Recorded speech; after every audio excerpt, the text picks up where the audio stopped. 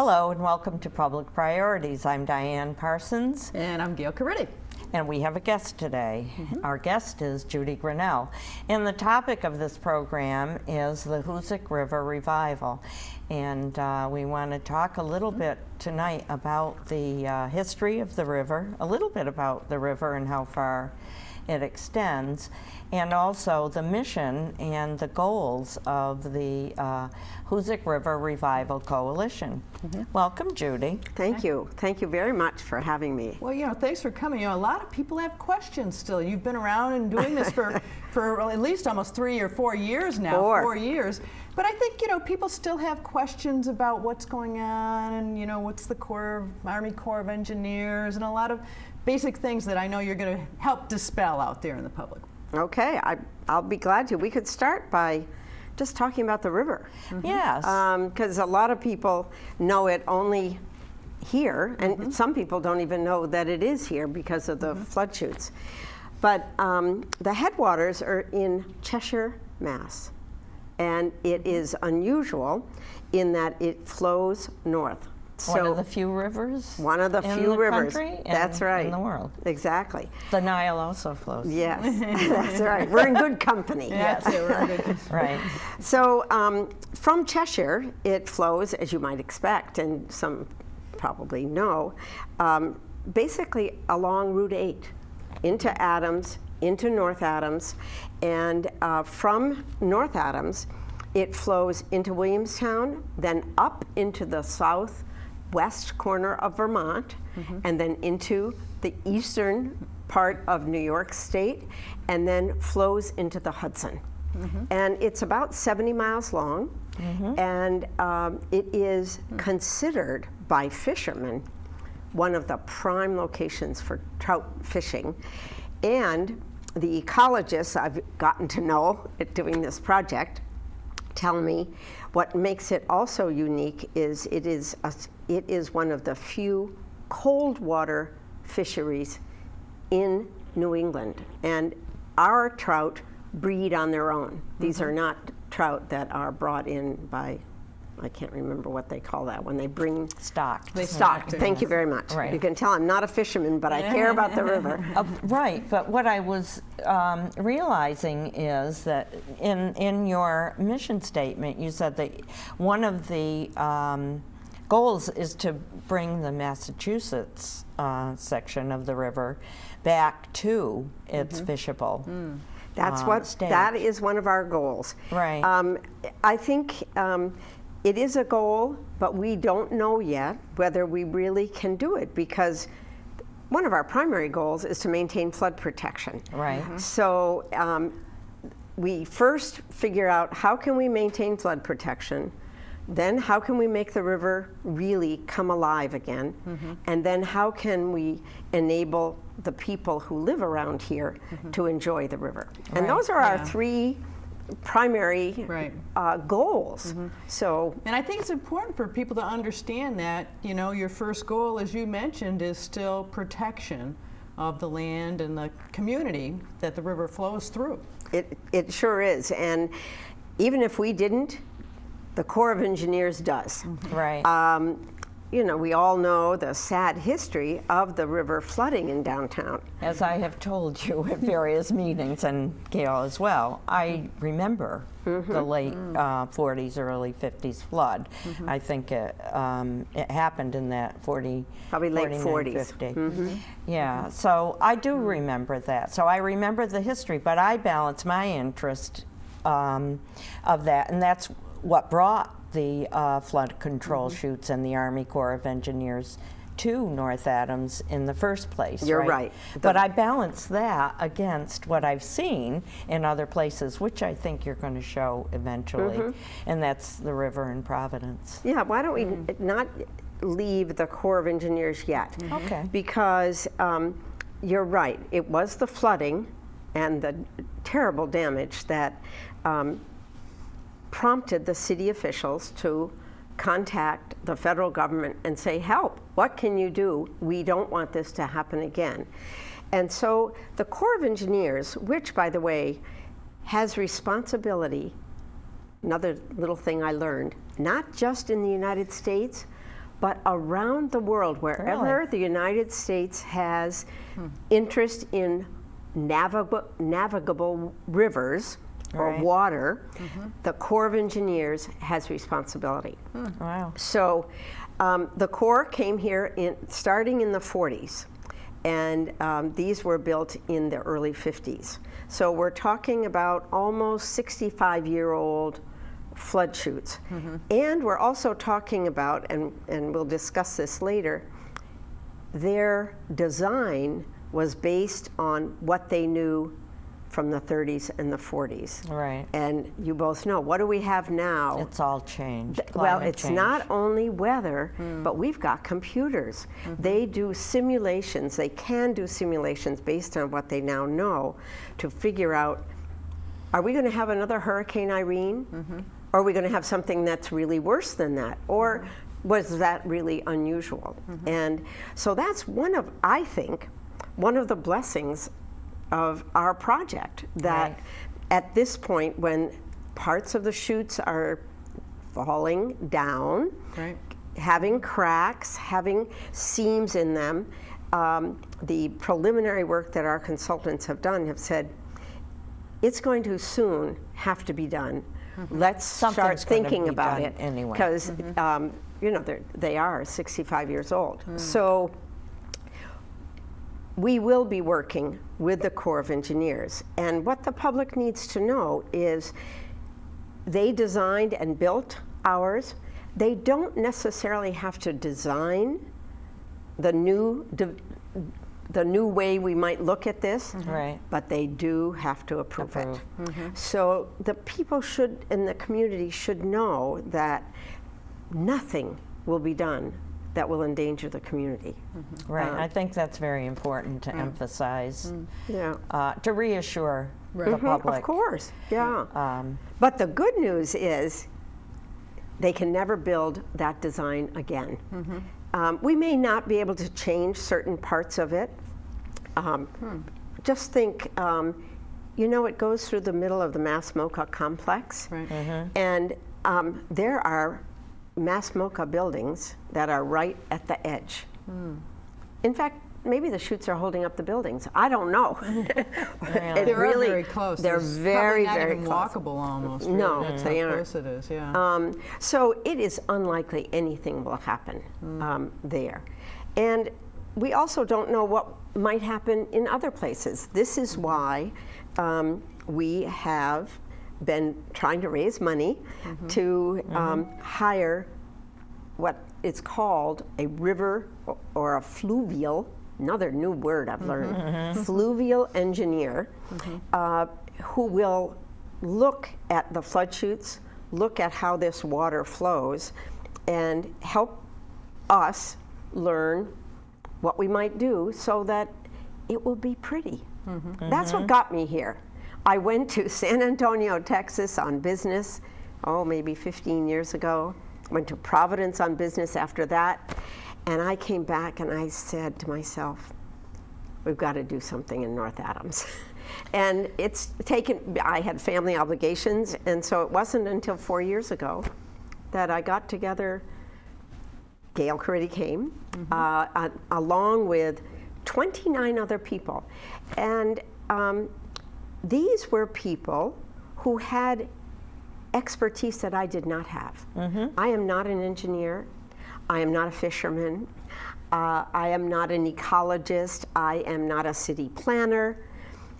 But I care about this city.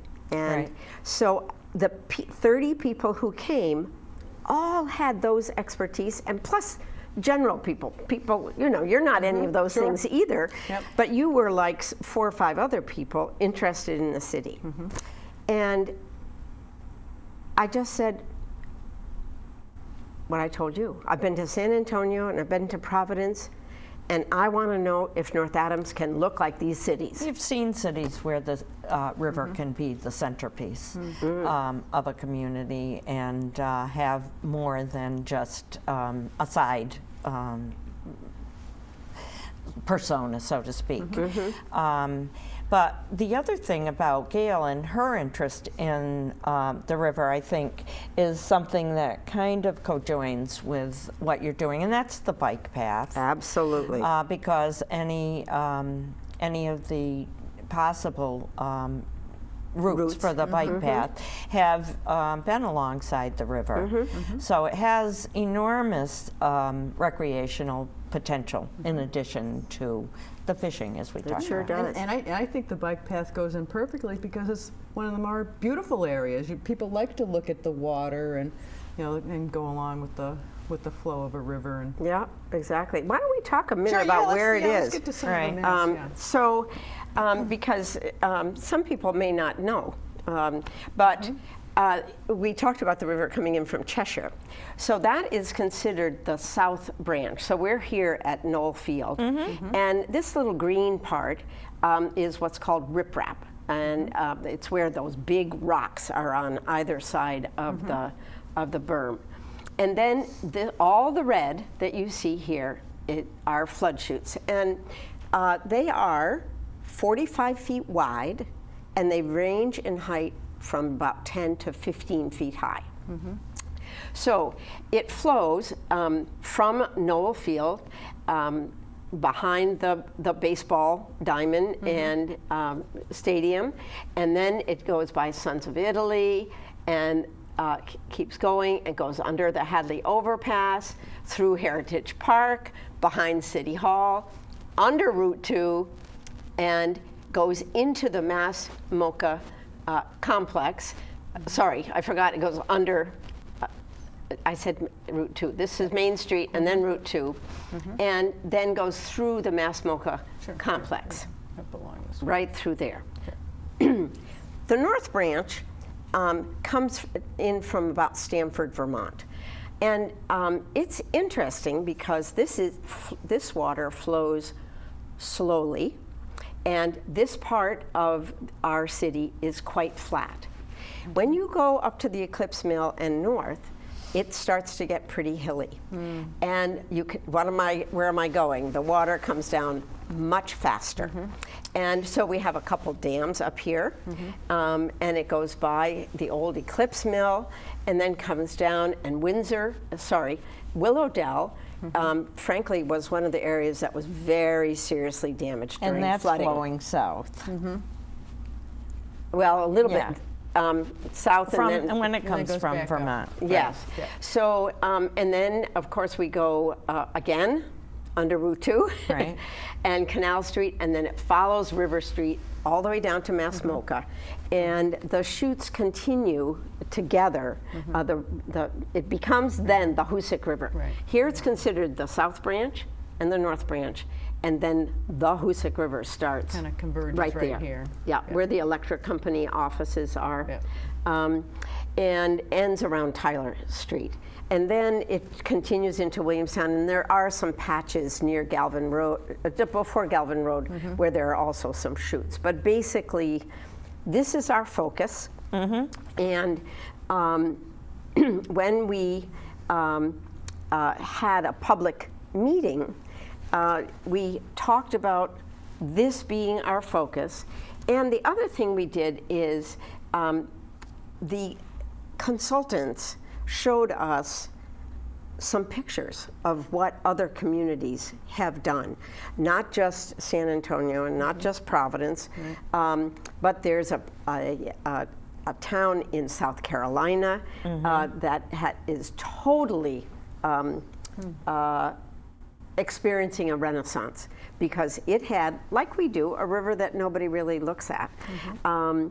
And they showed us other places. They showed us a place in, I think it was Korea and Norway. And I know from research I've done, Denver, Colorado, and Braunfels, Texas. So communities really all around the world are saying, you know what? Rivers used to be used only for our factories. And that's just what we had here. Right. That's why we're here. That's why it Because was of an all industrial the town. all the factories that we had along our river. And notice They weren't here because it didn't flow fast enough, Yeah. but they are Right. along here where it flows fast. And then people didn't know about pollution, and so the rivers really became just like a sewer, and nobody really cared about the river. Right. But now with the change in legislation so that people can't do that anymore, we have a fairly clean river. We still can't eat the fish because of the industry that we've had. But we could certainly do some canoeing. We might be able to do some kayaking. We might be able to step our toe in the water and do some fishing. We just have to throw the fish back. So people, this was in June 2010, and the 85 people who spent 6 hours on a sunny Saturday came away with a message to us, and that is, find out more. Right. Find out, we would like to see if our river can be a catalyst for economic development here. Can it be a place where, you know, we've got a bike path going by? So that's what we're doing. But let me just go from that to this. Because after that meeting, when people said, tell us what we can do, you know, 85 people is not the whole population of North Adams. And I do know that around that meeting and before and after, you were doing walking tours along the river.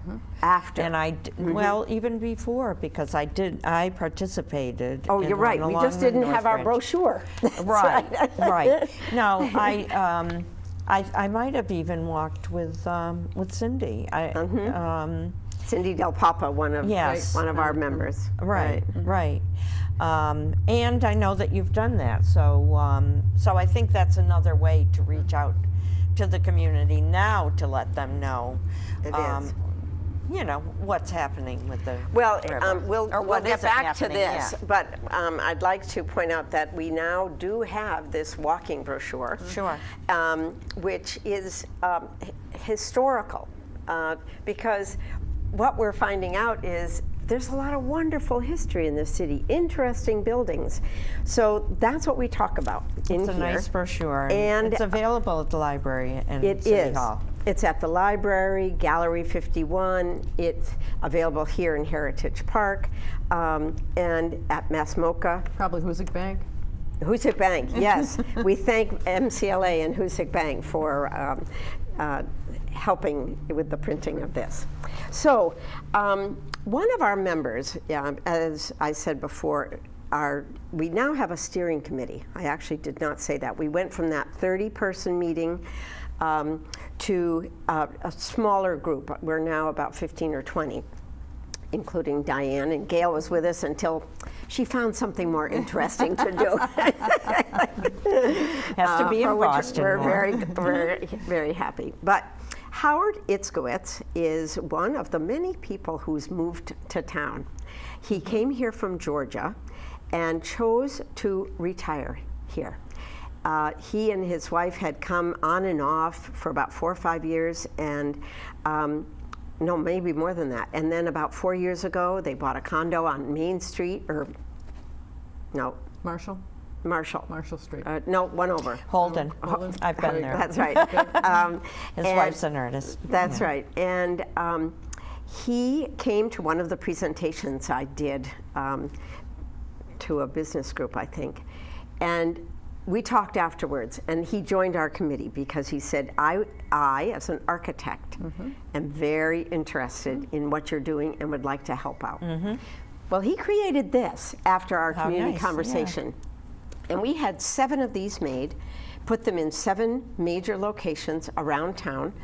And we did this to make people start thinking about the river. And so it had a map. Sort of, he said, you know, I think of the river as having 5 different zones. So this is the Knoll Field area. This is where we are, Heritage Park, City Hall, MassMocha, the real tight downtown. center. Yep. And then all along River Street, that Willowdell, and then from Windsor Mill up to the Eclipse Mill, the dam, and then of course we have the park. And what he did in addition is create, he took from the findings of the people who were there a summary of that. And so people could look at this and say, so do I agree that it's not attractive? Do I agree that there's no access? Do I agree that the floodplain, which is down here, is disconnected? And we left a card, which looked like this. It said, we want your thoughts. And we left a card, many cards, and a box for people to put their thoughts in. And it was wonderful to get feedback from different parts of the community. The other thing we did with this is the people who attended said, well, this is the negative stuff. What's the positive? So the positive was, I'm not going to read all of them, modify the flood chutes so they maintain protection, but they improve river ecology, what you talked about earlier, that fish might live in there. And let us get closer to it. They also said build settings for community events, so people can sit around and have coffee. You know, maybe we could have some little cafes along the river.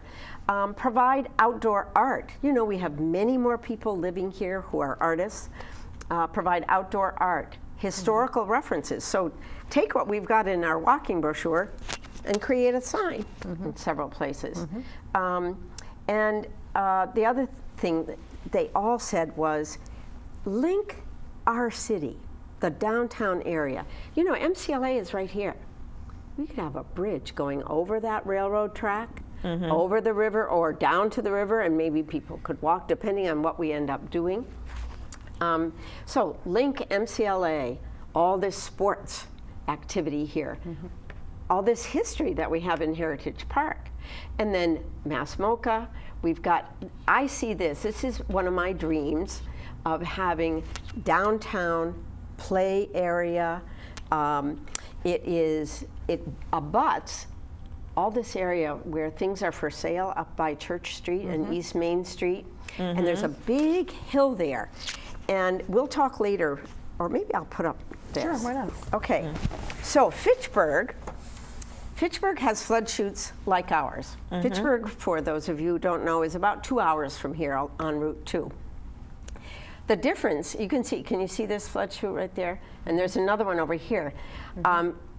They are governed by the New England Corps of Engineers that seems to be a little more liberal about allowing vegetation in the river. Really? Yes, so you can see that there's lots of vegetation there. Yeah. The difference is, can you see these rocks and the water flowing? They have a different bottom. The Corps of Engineers, which built this as well, decided that they did not need to put a concrete bottom. So this is a natural bottom. So it's different from ours in that regard. Is that the Neshoba River that's there? Or Nashua?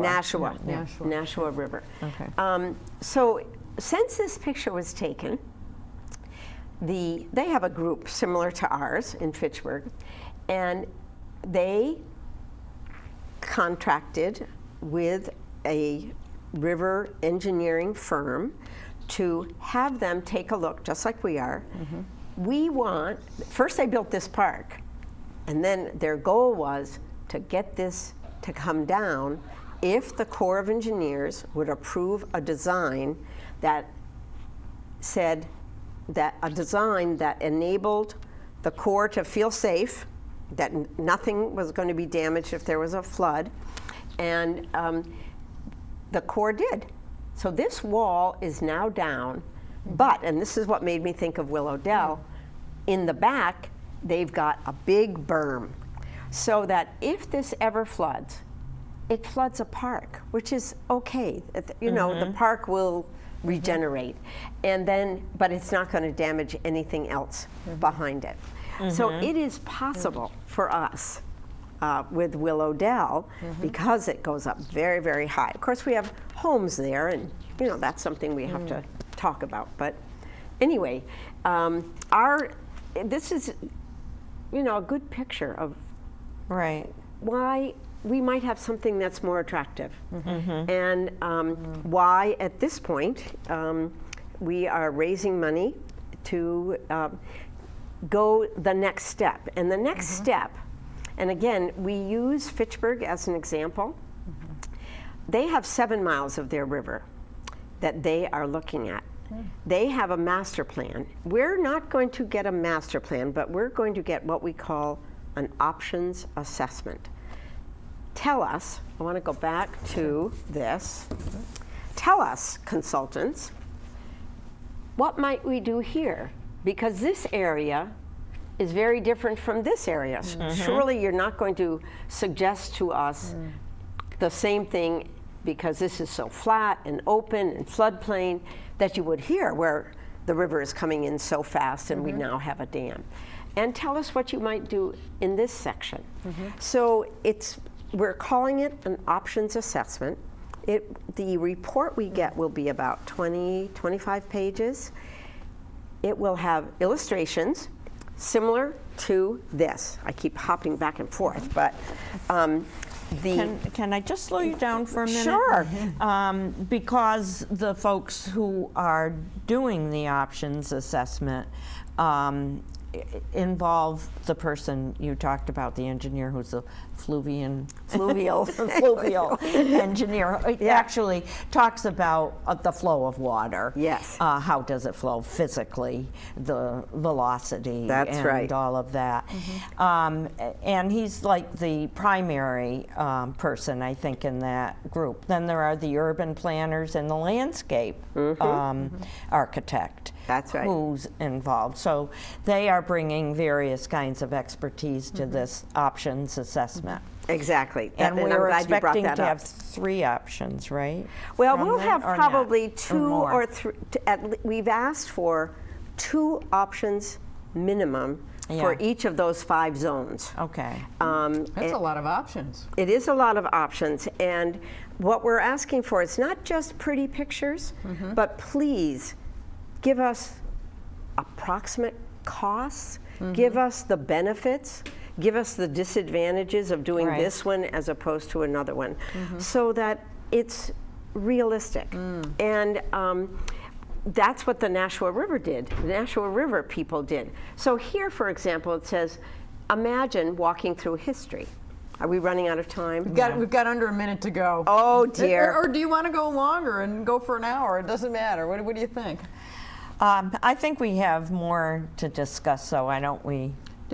If that's okay in the control room, we're gonna head for another 30. If that's okay. Okay, we're good. Thank you, Paul. Okay. Because we're really just getting into the meat of ours, Julie. We want to keep up with it. So what the Nashua River folks did is they received, as we will, a 25-page report, and this is just 1 page.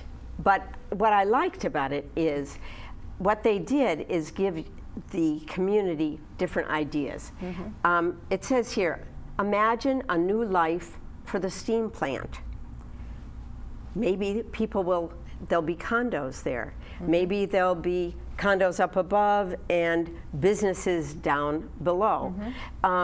Imagine the mills and streams. So what they restored mills and streams. Maybe they'll have businesses in there. I don't know. I don't know the plans well enough. Green spaces. We certainly would love to have some green spaces. Redeveloping an unused lot. We have some unused lots along our river. It talks here about the riverfront park, and that's that riverfront park. So this plan is about 6 years old. This park is 2 years old. So they followed through. This is what they chose. as their pilot, one of their pilot projects. And that's what we will do. I do recall that people were talking about where to begin and where to advance, and that there was some feeling that you would start with some small recreational thing. And I do know already, because one of the things that's impressed me is that you've had multi-generational interest. The group from Drury High School, for example, that are working with Anne French. Anne French, and also Jamie with Choquette. yes, and I'm trying Keith to think of Davis. her name, the gal that does the gardens, who was Oh, with Project Jen Reach. Munoz. Jen Munoz. And so they've already constructed their boxes. That's right. Because they're building, lifted. Yeah.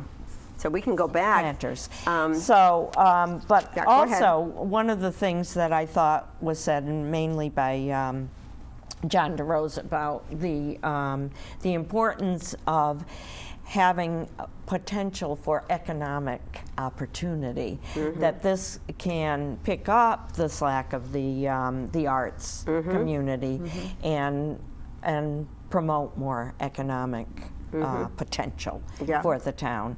Because I think, if it's viewed solely as something that's recreational, it's not as seen as vibrant as if there isn't, economic potential or an opportunity for, say, jobs and businesses to grow there. Well, And I'd I like to think pick that's- up on that. Yeah. I think that we shouldn't underestimate recreational Right. opportunities because, for example, I had the man who started Zor Outdoor, Sure. the kayak Right. company, Charlemont. come to our river and take a look. And he was so excited. And what he said to me were two important things. One, he said, Judy, the people who come, the thousands of people who go to Charlemont, many, many, many of them come to Masmoka and then they leave. And he said, Recreation is a business. that's right. So he said, Judy, you've got such potential here. And he referred to one of the things kayakers do, not just the general paddling. It's called a fun spot. And we were in Masmoka having a little bite to eat, and he looked down at the river and he said, see, if you had a little bit more water, that would be a great fun spot. There'd be people all along the bridge watching us. Right. So I think that in addition to people who hike and people who come to our museums, we also have fishermen and kayakers. And people come from away. So what are they going to do when they come? They've got to eat. They have to sleep. Go to the theater. They go to the theater. They have to buy sweatshirts and hats and whatever. So I think recreation is certainly one benefit. But as I think about San Antonio, has either one of you ever been? I have not. Okay. So just visualize, what they have created is something a little bit different from us, but they have created it's about a mile horseshoe filled with water right up to the top. It is actually a flood chute, but it's an offshoot of the main river. And it was made primarily for economic development. There are flower bridges going over it. There are walking paths. There are so many restaurants and bars, you just don't know where to go first. And little stores all along the river. And it has been such an economic engine, and that they are planning, they're already in the planning stages for another 1.5 miles. They're taking that horseshoe and they're extending down along where the river flows now. Right. So residents can be assured that if we make our river more attractive. And it doesn't have to be attractive everywhere, because we have some places where we don't have a lot of wiggle room. Right. Yeah. But even if we have some, because this is, as you know, but the audience may not, this is 2.3 miles of flood chutes. That's what we have here, starting where I pointed out at Right. Noel Field. So that branch, and then starting up here at the Eclipse Mill. So you don't have to have 2.5 miles of economic engine. You could Right. have a mile, Well, sure. and it would really be advantageous. And you know, the Division of Conservation and Recreation, DCR, is very committed to getting people who now go to the top of Mount Greylock to come down Reservoir Road Right. and arrive at Heritage Park and into our downtown. How wonderful would it be to have a nice river for them? So that's going to happen before our river, for sure. And so I think that we need to think about recreation. We need to think about people coming here. Because right now, of course, we've got the porches here. Right. But maybe there are other homes that can be renovated the way the porches were. You know, the hills, it goes up, straight up. That's right. Can you imagine? I mean, there are already beautiful views in so many places around North Adams. Might MCLA alums consider moving back here? Right.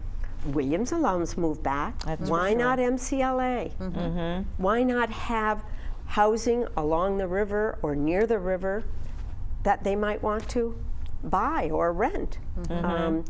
So, you know, there are a lot of ways for us to think about why having the river just look a little bit better would be advantageous to the city.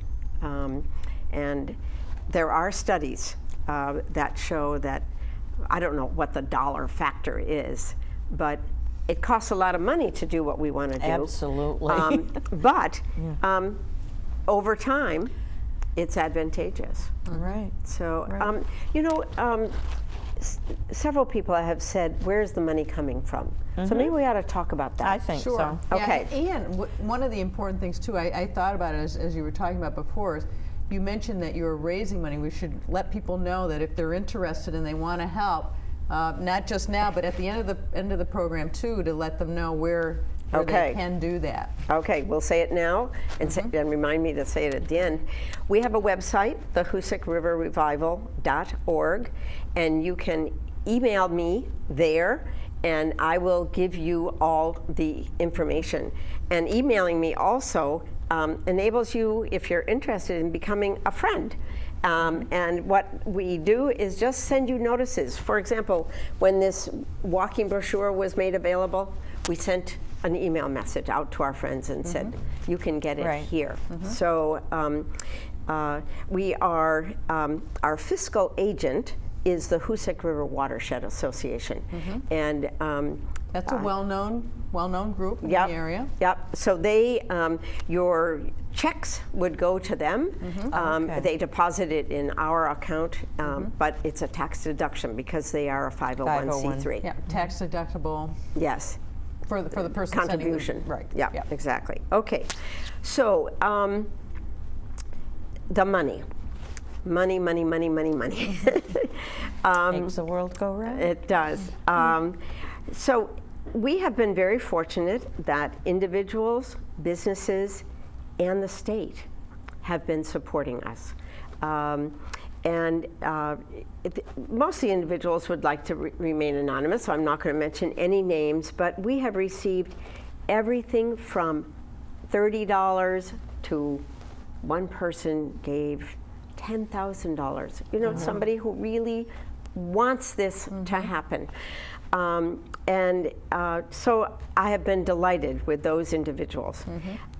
We have businesses in our community who also, and you know they get asked all the time, but we have businesses that have donated to us.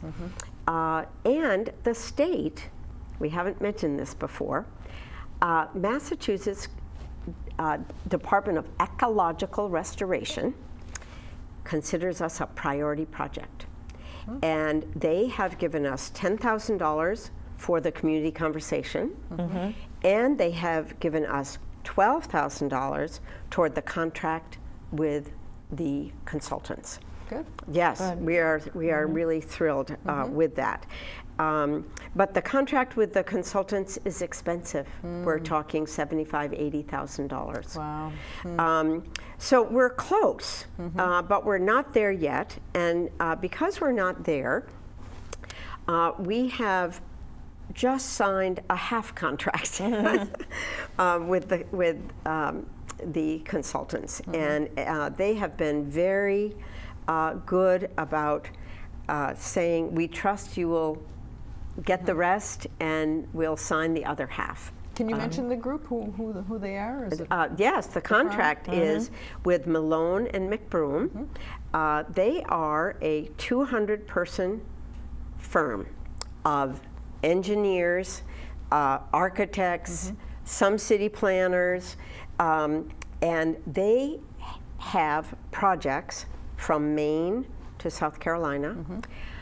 Their main office is, or they started in Cheshire, Connecticut. They now have an office in Springfield, Mass. And I'll tell you just a quick story about the gentleman that Diane referred to. His name is Jim McBroom. And Jim is, the firm, by the way, is 25 years old, so they've been doing this a long time.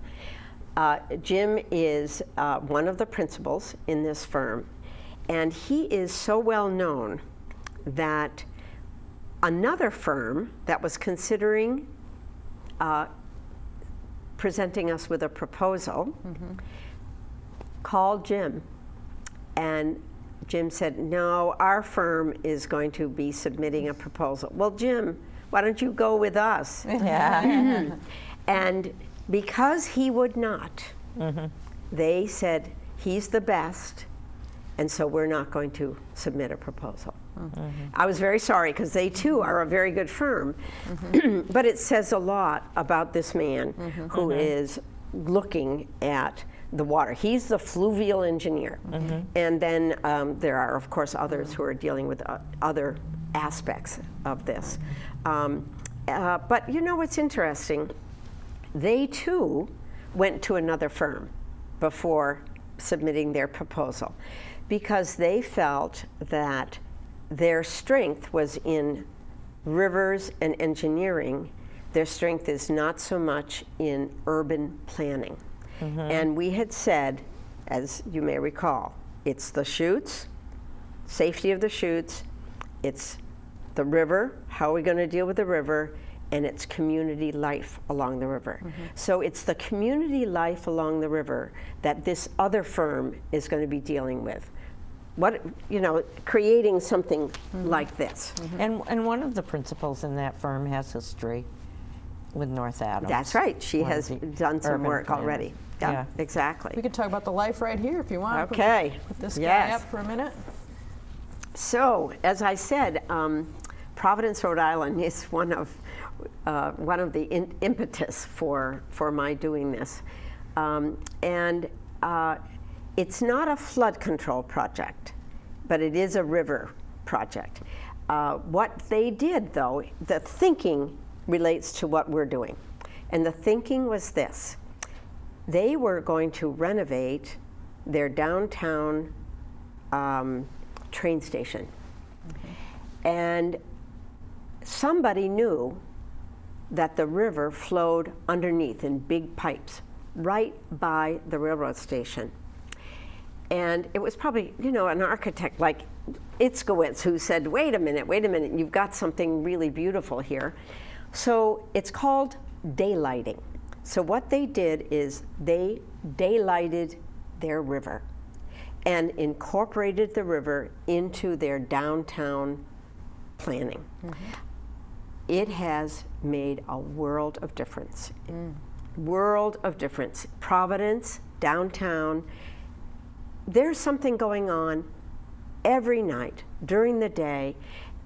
Look at You can see how there are I was people there. walking. I was there for the water fire happenstance. I mean, we happened to be visiting Rhode Island, and just fortunately, I mean, it wasn't our destination, but fortunately, it was during a water fire. And what was it like? I was telling Paul about it. They have boats, either rowboats or canoes that go back and forth. You can see that there are these little bales of kindling all along the river, and people restock them as the festival goes on. And there's music all along the river, and the music can range from classical to rhythm and blues to jazz to rock, all along the river, and there are vendors along the river as well. But what I said was the downside for us, but the upside for Providence was that all the restaurants were busy like you wouldn't believe. Well, that's that because there were had to people go there. We had to get at least a mile or a mile and a half from downtown into the North Branch before we could find a restaurant that would even take us with only a 45-minute wait. Now I understand the downside. I thought you meant for us. You meant For us, we North had Adams. to wait. We had to wait. Got it. Yes, Okay. But that's to the get a good place to news, eat. isn't it? Yes, it is. Yeah. So wouldn't we love to have thousands of people come from all over the place and want to spend the evening? You know, how does this look? I don't know if people can see this, but it's like terraced. steps. It's like It terrace. is terraced, yes. And that's a little bit about what I think you've been talking about, Judy. And Right. I hadn't really realized in this photograph before that you That actually side do is- see people that side is sitting terraced, on yeah. like big Steps. They Right. are. They are. It gets you closer to the river. It's still concrete, so it must still be floodable That's right. if the water rises. Yep. But yeah, when the water is low and managed through the regular part of the chute there, that people can get close to it. You're absolutely right. Let's look at this, and then I want to go back to the picture that we have up. Go right here. Okay, that is Los California. Angeles. It's not actual, it is a drawing. I don't know if the Okay, camera can rendering or zero in something, on yeah. Yeah. But Los Angeles those chutes were built at the same time as ours. They are designed like ours, perpendicular, but some of them are also at an angle. This is it right here, what we're talking about. But what they are doing in many parts of their city, and they're working closely with the Corps of Engineers, is just what you see here. Terraces coming down, and then on the other side having some shrubbery and walk. And a bike path. And a bike path. Right. For sure. It's a good model, isn't it? It's a good model. It is. I have actually been in touch with the woman who is the head of the Corps of Engineers doing this project. And she has said, I am available anytime when you're at the stage, when you're starting to do your design, and we're not there yet. She said, get in touch with me. So anyway, yes, Los Angeles is a great model for You us. could just sort of see, just to take it from both, this right here, right here. Exactly. Yeah. So this is North Adams. I remember. Yeah. Ralph Brill, another interesting man who's moved to town. Is an architect, comes to our steering committee with skills that some of us don't have. And a great imagination. Great imagination. He works in New York as well as here, and he got in touch with students from NYU, New York University, and from RPI, Rensselaer Polytech. And he brought them here, and he said, you know, what can you do inside the chutes with lights? And then they went back, and a year or so later, they came one day. I think it took them 2 or 3 days to set it up. Set it up, and this is what it looked like. It's a great picture of that. Isn't that a great picture? That's a professional picture. But what's interesting, and this relates to Providence, do you want to guess how many people came downtown and there was no music? There Right. was no food. There was no easy access. Right. Thousands. How many? Over 2,000. Yeah. Wow. Over 2,000. Just to see the lights. Just to see the lights. So that's a clear message to us that the community is ready and interested in having something going on down by the river. Right. So I'm grateful to have Ralph on our steering committee. Right. He brings a lot of imagination and ideas, and his world is broader than mine. He has been to Europe and to other places where they do this kind of thing. So we're very, very fortunate to have such a diverse group of people on our Right. steering committee. Right. So So we're at the options assessment Okay. stage, and that's expected to run us through the summertime. yes, Right. yeah, And then after the option is selected by the options assessment committee, it will be presented to the Army Corps of Engineers. Is that now what you let's said? back up a little bit. Yeah. We will receive from the consultants a 20-25 page report. Right.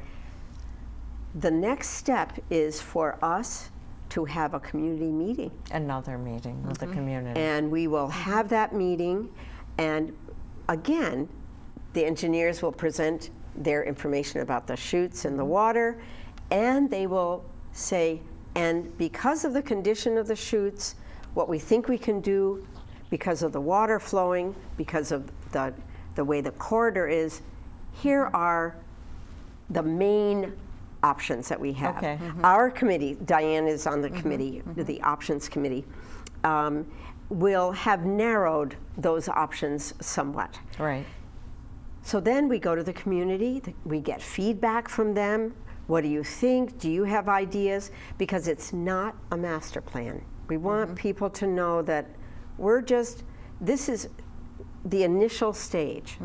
So we get feedback from them.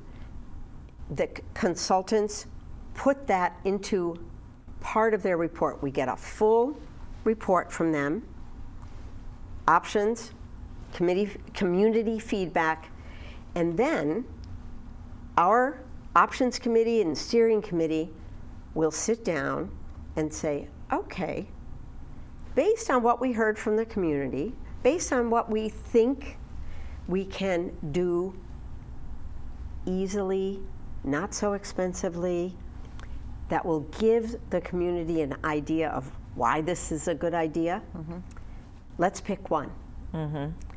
Then we start the permitting process, that we get really engineering design. We're not going to get engineering design in that options assessment. So we might not have to touch the chutes. We might at not. first. We might not. And in fact, one of the, where are we? Okay. One of the places where we're thinking we might be starting. able to do something is before we even get to the riprap. We will still need approval from the Corps of Engineers for whatever we design. But one of the things that actually Williams students had talked about when they analyzed this problem, and the engineers have said, is we might be able to create what they call a diversion stream here. So it would go meandering a little bit into that land that we have there, and then go right back in. And it would be designed in such a way that if there's a flood, somehow they take care of it Close and get it off. get it down. Yes, they close it off, get it going down through the chutes. But we could have picnic tables, Sure. fishing, I don't know what. Right. But that's one area where we might do one. Another one is farther down River Street. beyond Tyler Street. You know, there's a fairgrounds. Remember Right. the I old do know, fairgrounds? yes. So that's a possibility, even though we have said to the consultants, you know, this is our primary focus, they know about the fairgrounds.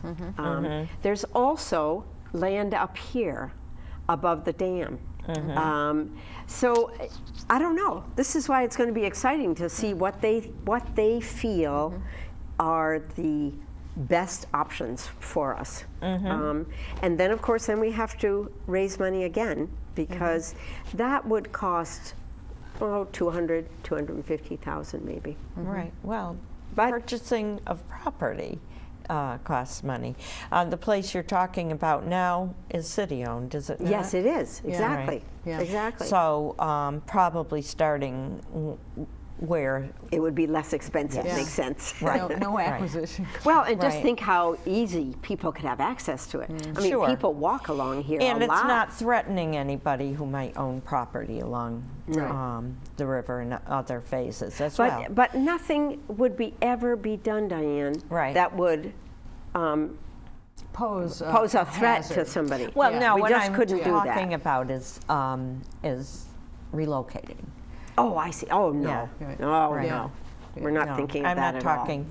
No, I think we have successfully put to rest that the chutes would not be that the city would not be endangered by anything that Public that safety might will happen. not be compromised by this project whatsoever. Right. The- No. The government won't let us do Yes. that. Right. Right. Even if I Right.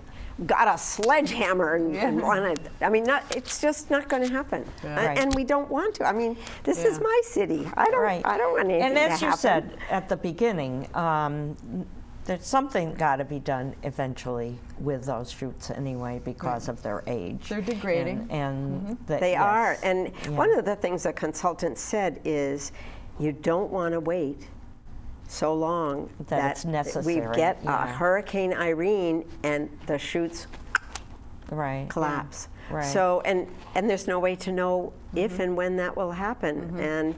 And the reality is we are going to have to do something, and it's Sure. a long process. So why not start thinking about it now? Now, Judy, let me ask you this. At the website, which I'd like you to mention the name Okay. again because we're winding down Okay. a bit, can people send you comments if they've viewed this program and want to let you know their thoughts as we did with the postcards, the little not Yes. postcards, but the little comment cards, so people can go and look at that website and not only perhaps consider giving you a contribution to the whole project, but also let you know what they think of it. I would love that, because when you email me, you can put in your message. Sure. I have a question, or I have a concern, or glad you're doing this. Any kind of comments are welcome. And also, I'm in the phone book under Grinnell, Grinnell. So if you would prefer speaking with me, I would love to have a conversation with you. And if you belong to an organization or you have friends and you want to have me come into your living room and just talk to 5 or 10 people or 5 people, I'd be glad to. Because And you have been doing that. You've Yes. been very successful at it. Right. And I think it's important to know that there will be another community charrette or session where Yes, people will be able to view the options and have Absolutely. their input then. Yeah, so the website is www.hoosickriverrevival.org. And you can become a revivalist right there. Right. And we've only got a few seconds left, so I want to thank Just wanna Diane thank for you. asking Judy to come, Judy Grinnell, and letting us know how to become a river revivalist. Thank you very much. I really am delighted. It's a very big project.